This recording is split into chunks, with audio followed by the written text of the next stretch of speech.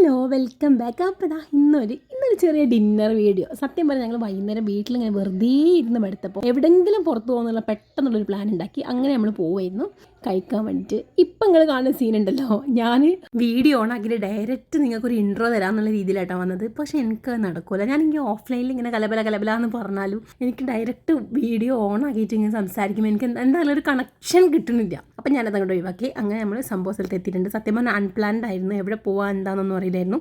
Dinner കഴിക്കാൻ വിചാരിച്ചിട്ട് ഇറങ്ങിയത്. അവിടെ എത്തിയപ്പോൾ അൽബേക്ക് കണ്ടപ്പോൾ എല്ലാവർക്കും ബ്രോസ്റ്റ് ചിക്കൻ കഴിക്കണം എന്ന് പറഞ്ഞ് പിന്നെ നേരെ നമ്മൾ അങ്ങോട്ട് പോയി. കനിമോൾ ഇതാ വീഡിയോയിൽ വരില്ല, പക്ഷെ നല്ല അഡ്വൈസ് ഒക്കെ തരും. ഹലോ ഗൈസ് എന്ന് പറഞ്ഞുകൊണ്ട് എന്നൊക്കെ പറയുന്നുണ്ട്.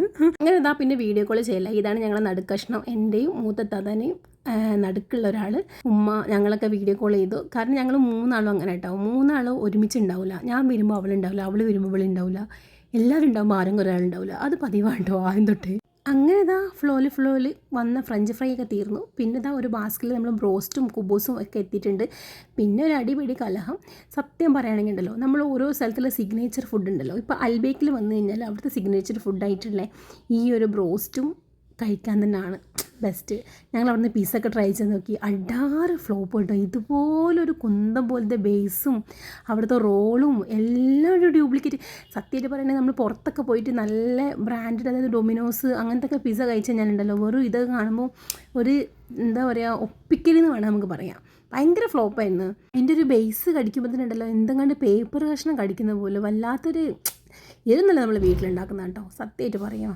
ബ്രോസ്റ്റ് പറയാതിരിക്കാൻ വയ്യ, അടിപൊളിയായിരുന്നു. അതുപോലെ തന്നെ അവരുടെ മയോണീസും നല്ല അടിപൊളിയായിരുന്നു. അങ്ങനെ എന്താ മുല്ലൂസിൻ്റെ കണ്ണ് വിട്ട് നേരെ ഗോലി സോഡയിലോട്ടോ കേട്ടോ. ഗോലി സോഡ വാങ്ങിച്ചു. ഞാനിത് ഫസ്റ്റ് ടൈം ആയിട്ട് സത്യം പറയാനും കാണുന്നത്. ഒരു ചുമ്മാ കോട്ടി അതിനകത്ത് വെച്ചിട്ട് അത് പ്രസ് ചെയ്യുമ്പോൾ അതങ്ങ് താന്നു പോകും. അതന്നെ അതിൻ്റെ ഒരു സുഖം. കുടിക്കാനൊരു സുഖം എനിക്ക് തോന്നിയിട്ടില്ല. അങ്ങനെ അത് കഴിഞ്ഞ് പിന്നെ നമ്മൾ കുറച്ച് നേരം അവിടെ കലബിലായിരുന്നു. പുറത്ത് പോയപ്പോൾ ഉമ്മ ഊഞ്ഞാലിരിക്കുന്നുണ്ടായി. നേരെ ഉമ്മനെ വലിച്ച് പുറത്താക്കിയിട്ട് ഞാൻ കയറിയിരുന്നു കുറേ. അങ്ങനെ പിന്നെ ഞാൻ എന്നെ എല്ലാം വീഡിയോ എടുക്കുന്നുള്ള മട്ടിൽ ഭയങ്കര എന്തൊക്കെയോ കാട്ടിക്കൂട്ടലായിരുന്നു അവിടെ കിടന്നുകൊണ്ട്.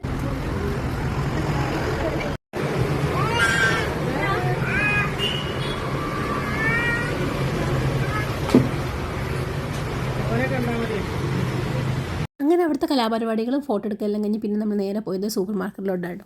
ഓൾറെഡി നമ്മൾ കുറച്ച് സാധനമൊക്കെ വാങ്ങിക്കാൻ വേണ്ടി വന്നു. പിന്നെ ഞങ്ങളെ കെട്ടി ഒരുകൽ പരിപാടിയൊക്കെ കഴിഞ്ഞപ്പോൾ ഇച്ചിരി രാത്രിയായി പോയി. അപ്പോൾ പിന്നെ നമ്മളെന്തായാലും വാങ്ങിച്ചിട്ട് തന്നെ പോകാമെന്ന് വിചാരിച്ചിട്ട് നേരെ ഇങ്ങോട്ട് വന്നു. ഇവിടെ വന്നപ്പോൾ എല്ലാവരും പല ബൈക്ക് കൊണ്ട് സ്പ്ലിറ്റായി. ആ നേരെ വന്ന് മുകളിലെ സെക്ഷനിലോട്ടാട്ടോ. എനിക്കിതുപോലത്തെ റൈസ് മോൾട്ട് വാങ്ങിക്കണമായിരുന്നു. അതും സിൽക്ക് കൊണ്ട് തന്നെ പ്രസ് ചെയ്യുമ്പോൾ ഇങ്ങനെ വരാൻ ഈസി ആയത്. അങ്ങനെ ഇരിക്കുകയാണ് എൻ്റെ കയ്യിൽ ഇതായി ഈ സാധനം പെട്ടത്. എവിടെ പോയാലും ഇങ്ങനെ എന്തെങ്കിലുമൊക്കെ എൻ്റെ കണ്ണ് പെടും. അതാണ് പ്രശ്നം. എന്താ ചെയ്യുക, എത്ര ഞാൻ വാങ്ങിച്ചു കൂട്ടിയെന്ന് അറിയാം, എനിക്കെന്നെ അറിയില്ല. എന്നാലും ഞാനത് വാങ്ങി. കാരണം പിന്നെ ഉണ്ടല്ലോ, വീട്ടിൽ വന്നാൽ ഉണ്ടല്ലോ ഒരു ഉറക്കം കിട്ടില്ല. അതെന്നെ ആലോചിക്കും. കാരണം ഞാൻ ഓരോ സ്ഥലത്ത് പോകുമ്പോൾ ഒന്നൊന്നിന് ഡിഫറെൻ്റ് ആയതാണ് കാണുന്നത്. അങ്ങനെ അതൊക്കെ എടുത്ത് താഴത്തെ സെക്ഷനിൽ പോയപ്പോൾ തന്നെ നമ്മൾ കാക്കനെ പിടിച്ച് പിടിത്തിയിട്ടുണ്ട്. ഒരുവിധം എല്ലാ സാധനങ്ങളും വാങ്ങിച്ച്. അങ്ങനെയാണ് എൻ്റെ കണ്ണിൽ ബില്ലടക്കാൻ സമയത്താണ് എപ്പോഴും ഇതുപോലത്തെ ഓരോ സാധനം കാണുക.